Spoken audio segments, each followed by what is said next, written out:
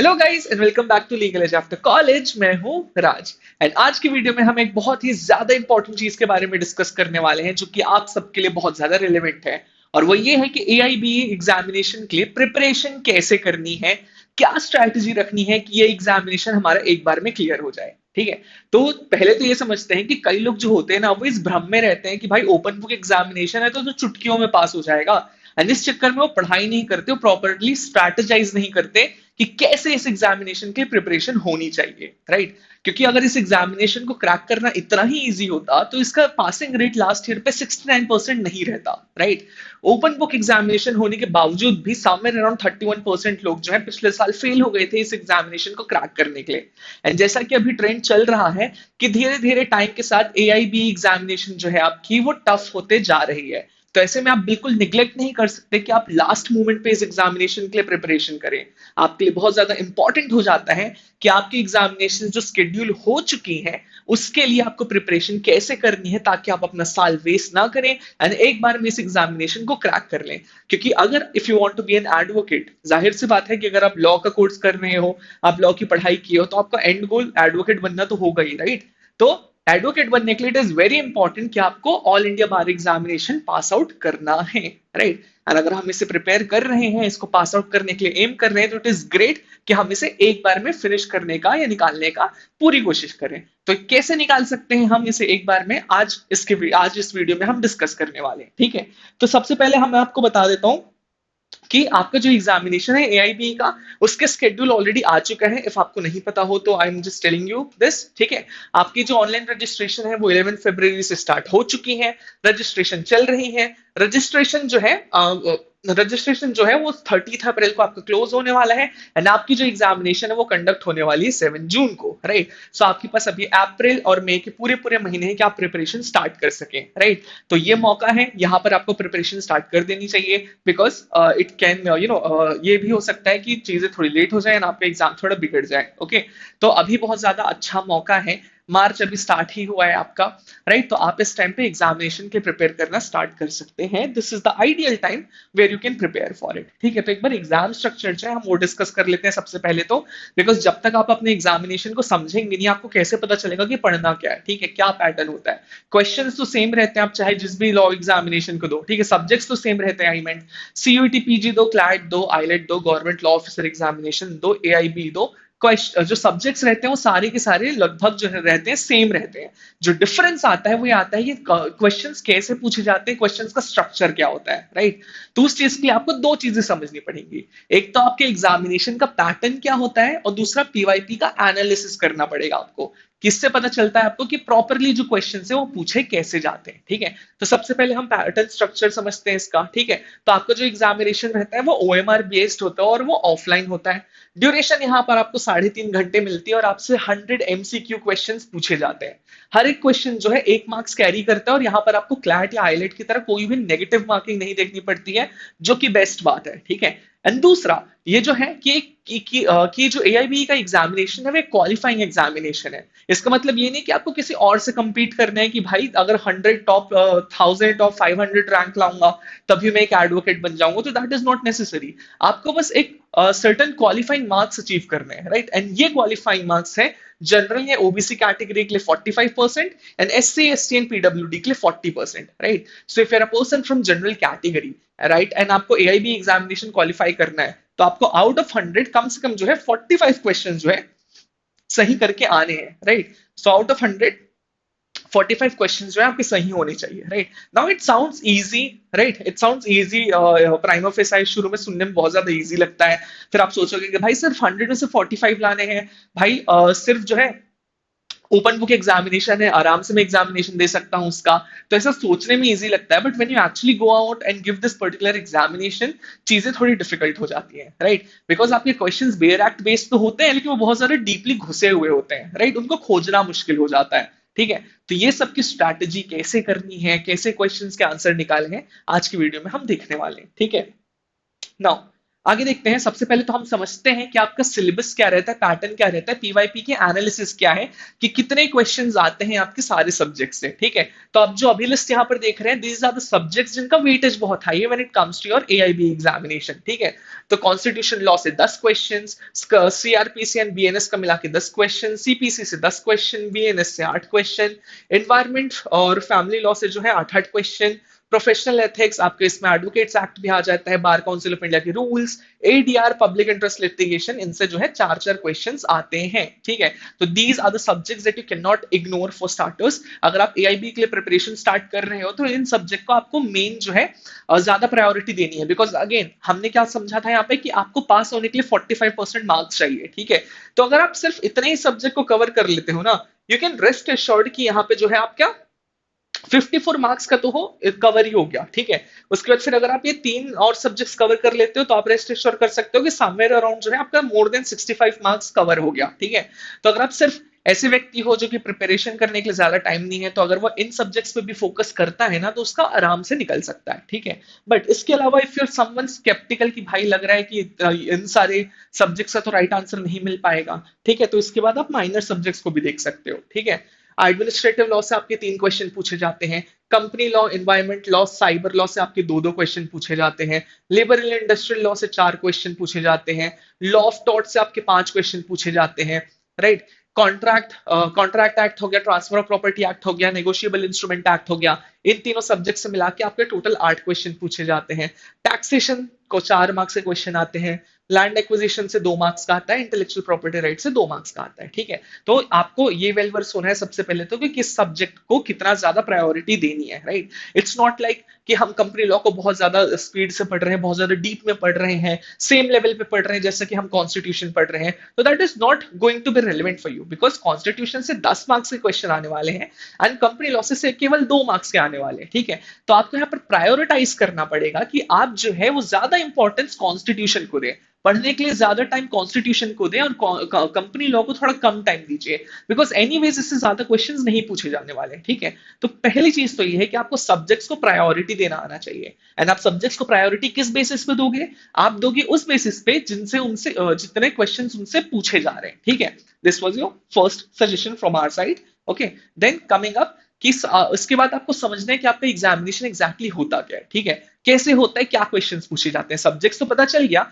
अब उन सब्जेक्ट से क्वेश्चंस कैसे आते हैं। ठीक है, तो देखो जब आप बात करते हो एआईबी की ना, तो इसमें मेजरली 3 टाइप के क्वेश्चंस पूछे जाते हैं आपके। एक तो होते हैं आपके कॉन्सेप्ट बेस्ड, एक होते हैं आपके केस लॉ बेस्ड और तीसरे होते हैं आपके बेयर एक्ट बेस्ड। ठीक है, कॉन्सेप्ट बेस्ड क्वेश्चंस क्या होते हैं? जैसे कि मान लीजिए मैंने क्वेश्चन कुछ आ सकता है किसी पर्टिकुलर डॉक्ट्रिन से, किसी पर्टिकुलर कॉन्सेप्ट से। ओके, पिथ एंड सब्सटेंस हो गया, कलरेबल लेजिस्लेशन हो गया, एक्लिप्स हो गया एंड सो ऑन। ठीक है, तो दीज आर द क्वेश्चन जो कॉन्सेप्ट वाले हैं, इनका आंसर आपको बेयर एक्ट में नहीं मिलेगा। ठीक है, ये आपके पहले टाइप के क्वेश्चन हो जाते हैं। ठीक है, कॉन्सेप्ट बेस्ड वाले। दूसरे आपके क्वेश्चन आते हैं केस बेस्ड वाले। ठीक है, केस बेस्ड क्वेश्चन क्या रहते हैं कि आपको एक केस दे दिया जाता है या आपको क्वेश्चन पूछा जाता है कि ये प्रेसिडेंट जो है किस केस में ले डाउन किया गया था। ठीक है, फॉर एग्जाम्पल क्वेश्चन पूछा जा सकता है कि जो बेसिक स्ट्रक्चर की डॉक्ट्रिन थी वो किस केस में ले डाउन की गई। राइट, तो अगेन ये ऐसे क्वेश्चन है जिसका आंसर आपको बेयर एक्ट में नहीं मिलेगा। राइट, फिर उसके बाद जो आपके थर्ड टाइप के क्वेश्चन होते हैं ना, वो होते हैं आपके बेयर एक्ट बेस्ड, यानी कि ऐसे क्वेश्चन जिनका आंसर आपको बेयर एक्ट में मिल सकता है। ठीक है, and these are something that is very advantageous for you. Why? Because AIB examination जो होता है आपका, वो होता है आपका ओपन बुक एग्जामिनेशन। राइट, लेकिन इसका मतलब ये नहीं कि आप कोई भी बुक लेके जा सकते हो, वहां पर बैठ के जो है आंसर लिख सकते हो। ठीक है, यहां पर इसका नाम होना चाहिए था ओपन बुक नहीं, ओपन बेयर एक्ट एग्जामिनेशन होना चाहिए था। क्यों? क्योंकि यहां पर सिर्फ बेयर एक्ट्स अलाउड है, एंड दैट टू ऐसे बेयर एक्ट्स जिसमें कोई भी कमेंट्रीज ना हो। ठीक है, कोई भी लिखावट ना हो, कोई भी कमेंट्री ना हो। ठीक है, तो पहली चीज तो ये आपको ये याद रखनी है। ओके, नाउ इसके बाद बेयर एक्ट बेस्ड जो आपके क्वेश्चंस होते हैं ना, वो ऐसे होते हैं कि आप बेयर एक्ट को अगर खोलोगे भी ना, तो आपको आंसर्स मिल जाएंगे इसके अंदर से। राइट, एंड कहीं ना कहीं अगर आप पीवाईपीज या प्रीवियस ईयर पेपर्स को एनालाइज करोगे ना, तो आप समझोगे कि ऐसे ना कम से कम 50 से 55 क्वेश्चन आते हैं आपके एआईबी के एग्जामिनेशन में, जिनका आंसर आपको डायरेक्टली बेयर एक्ट से मिल सकता है। ठीक है, तो अगर आपको एआईबी पास करनी है ना, तो पढ़ाई तो करनी ही है, केस और कॉन्सेप्ट के बारे में चीजों को तो पढ़ना ही है, लेकिन आप वेल वर्स्ड होने चाहिए आपके बेयर एक्ट से, कि कौन से सब्जेक्ट के बेयर एक्ट में क्या चीज कहाँ पे लिखी हुई है, ताकि आप बिना टाइम वेस्ट किए उसको क्वेश्चंस को आराम से ढूंढ सके, ठीक है। क्योंकि यहाँ पर आपको 100 क्वेश्चन के लिए 3.5 घंटे का टाइम भी मिला हुआ है, ठीक है। तो बेसिकली होता यह है कि जो जहां पर बच्चों को दिक्कत जाती है वो ये होता है कि बच्चे जो है आंसर खोजने के लिए पेज पलटते रहते हैं बेयर एक्ट्स के, एंड उसमें टाइम अप हो जाता है, right. That is one of the main reasons कि एआईबी में जो है फेलियर रेट जो है इतना हाई है, बिकॉज बच्चे टाइम मैनेज नहीं कर पाते हैं। और टाइम मैनेज क्यों नहीं कर पाते हैं? बिकॉज उन्हें बेयर एक्ट रीडिंग नहीं आती है, ठीक है। अब देखो, थोड़ा सा इससे समझते हैं कि बेयर एक्ट रीडिंग आपको कैसे करनी है यहाँ पे, ठीक है। तो फर्स्टली तो ये है कि आपको आपके सब्जेक्ट का कंटेंट पता होना चाहिए, ठीक है। अब देखो, अगर आप मान लीजिए आपका जो क्वेश्चन पेपर है वो कोई क्वेश्चन पूछ रहा है रिलेटेड टू से buyback of shares, right. Now if you are a person जिसे पता ही नहीं है कि बायबैक ऑफ शेयर्स है वो किस सब्जेक्ट के अंदर आता है, तो उसके लिए तो भाई it is next to impossible कि वो 10 15 20 बेयर एक्ट जो भी रख के लाया है वो सारी बेयर एक्ट से गो थ्रू करके बायबैक ऑफ शेयर्स के प्रोविजन निकाले, राइट। तो सबसे पहले जो ये है कि अगर आप अपनी प्रिपरेशन स्टार्ट करेंगे एआईबी की, तो बहुत ज्यादा इंपॉर्टेंट है आपके लिए यहाँ पे कि आप अपनी बेयर एक्ट्स को समझे, अपने सब्जेक्ट्स को समझे, ठीक है। कि आप कॉन्स्टिट्यूशन को उठा के देखिए कि कॉन्स्टिट्यूशन के इंडेक्स में जो है वो कौन कौन से टॉपिक्स कवर्ड है, ठीक है। तो ये चीज करनी है आपको, पहले तो ये समझना है आपको अपने सब्जेक्ट्स को समझना है कि किस सब्जेक्ट्स में कौन से टॉपिक्स कंटेन्ड है, राइट। सो फॉर एग्जांपल अगर क्वेश्चन आता है कि गवर्नमेंट के पास कौन से सेक्शन के अंदर पावर है कि वो ब्लॉकिंग ऑर्डर इशू कर सकता है इंटरमीडिएरीज को, ठीक है। अगर ऐसा कोई क्वेश्चन आता है, ठीक है, तो जो है यहाँ पर जो बच्चे हैं वो कंफ्यूज हो सकते हैं, उन्हें हो सकता है कि यही नहीं समझ आए कि कौन से सब्जेक्ट्स हैं, ठीक है। तो उसके लिए आपको एक प्रायर जो है पढ़ाई करनी पड़ती है थोड़ी सी। आप सिर्फ ये नहीं बोल सकते कि मैं बिना एआईबी की पढ़ाई करने के लिए जा रहा हूँ, देखते हैं जो होगा, वैसे भी तो बी डायरेक्ट पढ़ के करना है। तो भाई उसके लिए पता भी तो होना चाहिए ना कौन सा टॉपिक किस सब्जेक्ट का है। आप एक क्वेश्चन में 15-15 मिनट थोड़ी ना दे सकते हो कि आप 15 मिनट के अंदर सारी वेरिएट्स को खोजोगे कि भाई ये पर्टिकुलर टॉपिक किस सब्जेक्ट का है। जब तक आपको टॉपिक का सब्जेक्ट नहीं पता होगा, ठीक है, तब तक आप उसको बेयर एक्ट के अंदर आंसर भी कैसे ढूंढोगे, राइट। तो फर्स्ट थिंग जो बहुत इंपॉर्टेंट हो जाती है आपके लिए वो ये होता है कि आपको आपके सब्जेक्ट का कंटेंट पता होना चाहिए कि किस सब्जेक्ट में कौन से टॉपिक कंटेंट है, ठीक है। फिर उन सब्जेक्ट के अंदर जिन टॉपिक की हम बात कर रहे हैं वो जो पर्टिकुलर टॉपिक है वो कहां पर कंटेंट है, कौन से चैप्टर में कंटेंट है, शुरू में कंटेंट है, मिडिल में कंटेंट है, एंड में कंटेंट है, राइट। ताकि हमारा थोड़ा टाइम बच सके।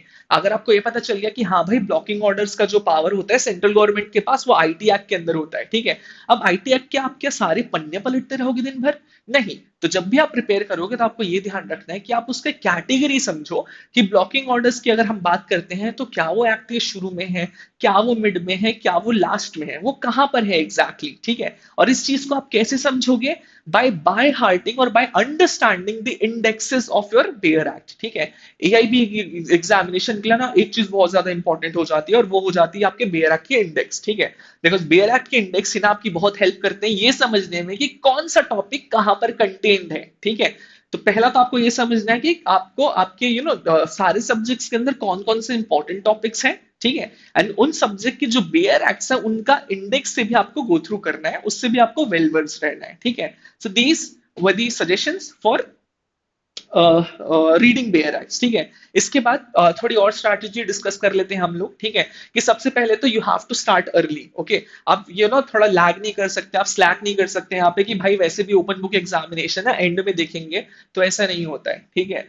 फेलियर रेट इतना हाई इसलिए बिकॉज बच्चे ओवर कॉन्फिडेंट हो जाते हैं ये सोचते हुए कि भाई ओपन बुक एग्जामिनेशन है हम तो निकाल ही लेंगे, ठीक है। वहां पर ही जो है गलत हो जाता है। आपको भले ही अगर आपको बहुत ज्यादा आवर्स डेडिकेट नहीं करने हैं बट स्टिल आपको प्रिपरेशन जो है अभी से स्टार्ट कर देनी चाहिए ताकि एंड में लोड आपके पास कम रहे। अभी से आप अपने सब्जेक्ट्स को समझना चालू करिए, अपने बेयर एक्ट से फेमिलियर हो जाइए, बेयर एक्ट के इंडेक्सेस से फेमिलियर हो जाइए, तो आपके लिए बहुत फायदेमंद रहेंगी चीजें, ठीक है।